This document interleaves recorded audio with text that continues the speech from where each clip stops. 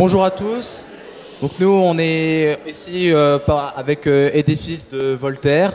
On a étudié la radioastronomie avec Louis Bonnedo et on va vous présenter notre radiotélescope qu'on a fait durant cette année dans le cadre d'Édifice. Et donc on a été au LPC2E, donc qui veut dire Laboratoire de physique-chimie de l'environnement et de l'espace. Et ils nous ont accueillis très chaleureusement et c'était cool.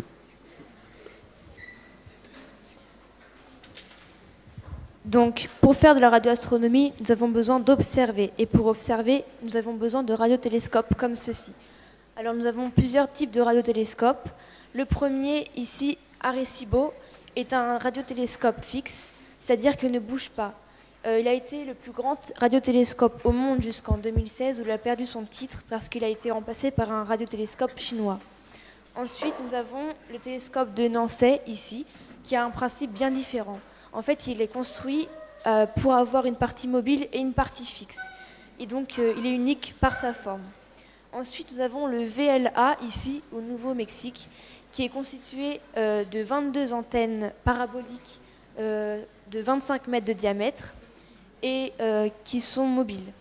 Ensuite, nous avons la station LOFAR de toujours à Nancy, qui est constituée d'une multitude de petites antennes fixes, comme vous pouvez voir ici, et qui regarde les fréquences les plus basses.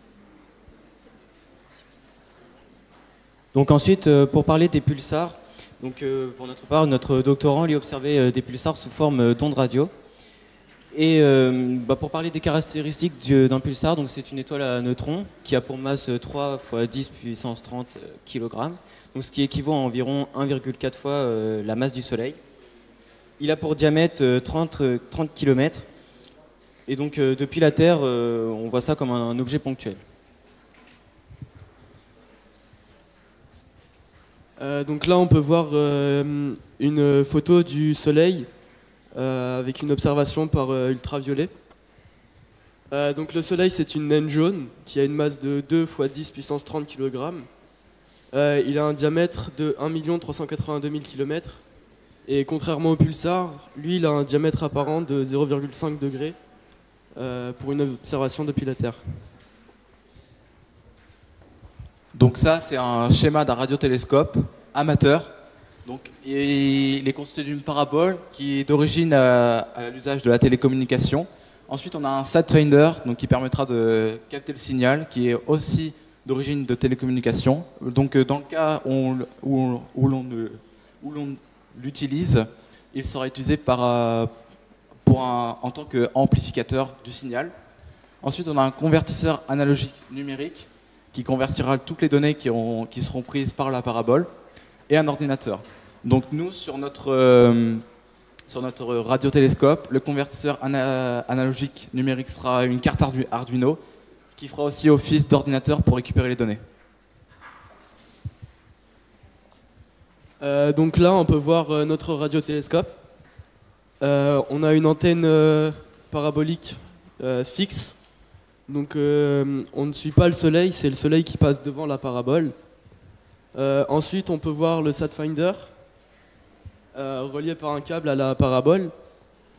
Relié au SatFinder, on a la carte Arduino et l'ordinateur pour vérifier que les données ont bien été enregistrées sur la carte.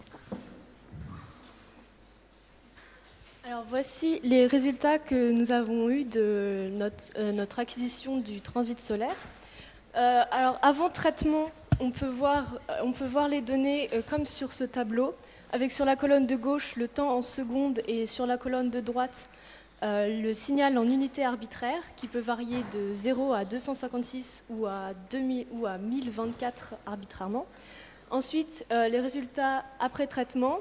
On peut voir sur ce graphique donc une courbe qui correspond au passage du Soleil devant le lobe de l'antenne. Cette courbe est modulée par du bruit et les pics ici sont des tests que nous avons effectués. L'acquisition a duré 500 secondes environ. Donc sur ce schéma, nous pouvons distinguer deux types de cercles.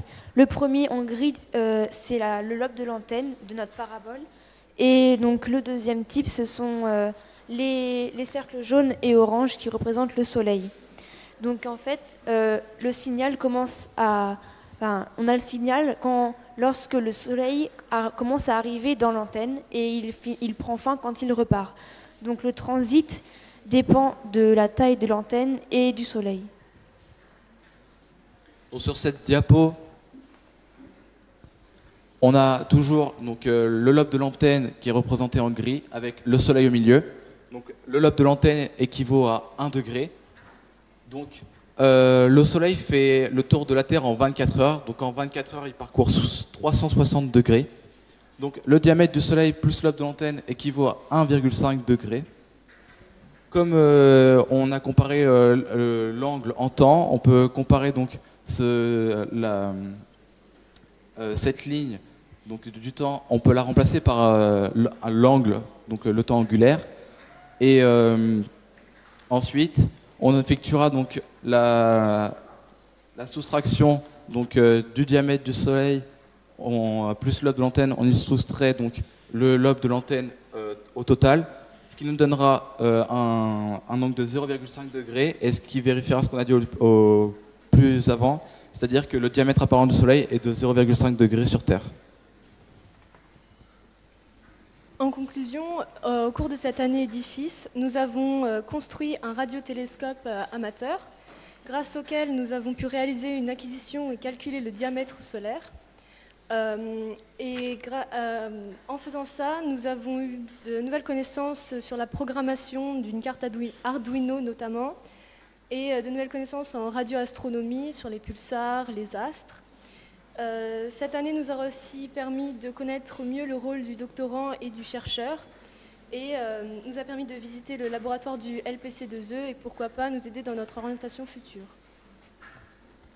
Et donc pour parler du futur, ce que nous aimerions améliorer par la suite, ce serait une meilleure connaissance sur le radiotélescope et ensuite avec notre système d'acquisition, le connecter à un appareil plus professionnel. Donc nous tenons quand même à remercier le laboratoire LPC2E et son directeur, ainsi qu'à notre doctorant et nos professeurs. Merci de nous avoir écoutés.